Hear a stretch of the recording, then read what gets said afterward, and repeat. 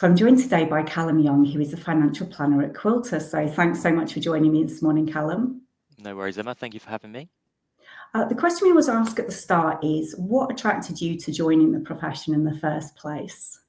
Yeah, great question, Emma. So for me personally, so I'm sure we'll go into my journey so far, but at the very beginning, I worked for a pension provider as an apprentice, and as Yeah, part of that apprenticeship, I had to do a few exams, and one of the exams that I done was the CF1 exam with the yeah, Chartered Insurance Institute.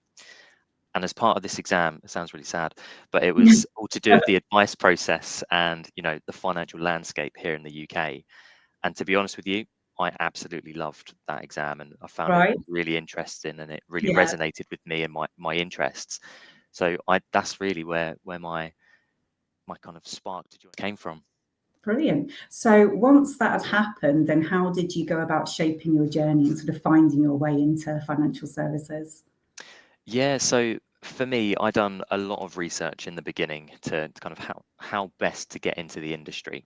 Right, And for yeah, me, after doing my research, I found that being a paraplanner would be the most organic yeah, way very of getting traditional into the route, industry. isn't that?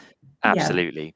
So I managed to secure a position as a trainee paraplanner for an independent company not too far from where I live.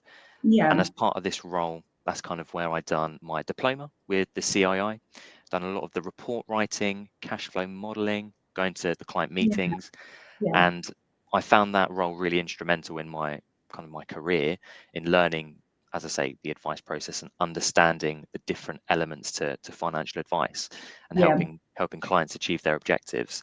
yeah, After that, obviously there's only so many reports you can write. yeah. It's I then wanted the next thing in my career as to, you know, be at the front of the advice and helping clients Client-facing directly. side, Absolutely. And that's where I came across the Quilter Academy.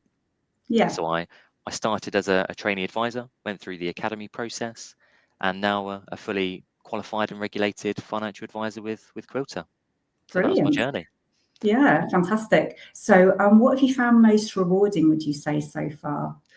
Yeah, so for me, I would say what I found most rewarding so far is seeing the positive impact my advice is having on my clients' lives. You know, when they feel more confident and secure about their financial future. For me, I absolutely love coming away from a meeting knowing that my client is in a better position than before I met them, and Yeah, knowing that my guidance is reducing their stress and gives them the clarity that they were looking for.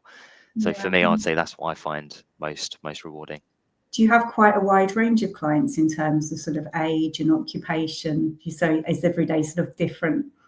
Yeah, absolutely. So I've got as you say, a wide variety of clients under me, whether that's in their late 70s or in their 40s, or looking at, securing my clients' futures in kind of looking for protection. So in their Yeah, 20s. So yes, a wide yeah, range of clients, which is good. Everyone's different. Everyone's yeah. situation is different, which is It's also interesting. a perk of the job, understanding people's different situations, and everyone's different. Yeah, no, absolutely. And what have you maybe found most challenging in terms of becoming a financial planner? Yeah, most challenging.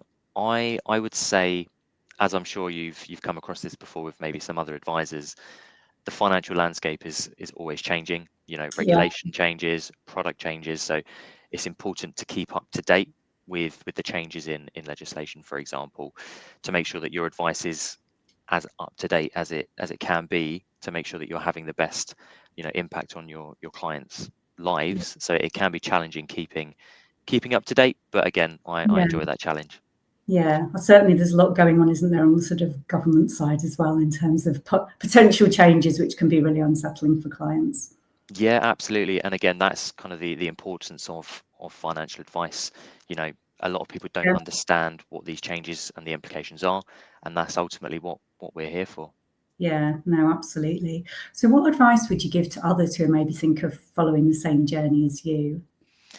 Advice I'd give others, I would say lean on others around you, who they've been in the game for many years, and learn the different ways that they maybe would articulate different scenarios.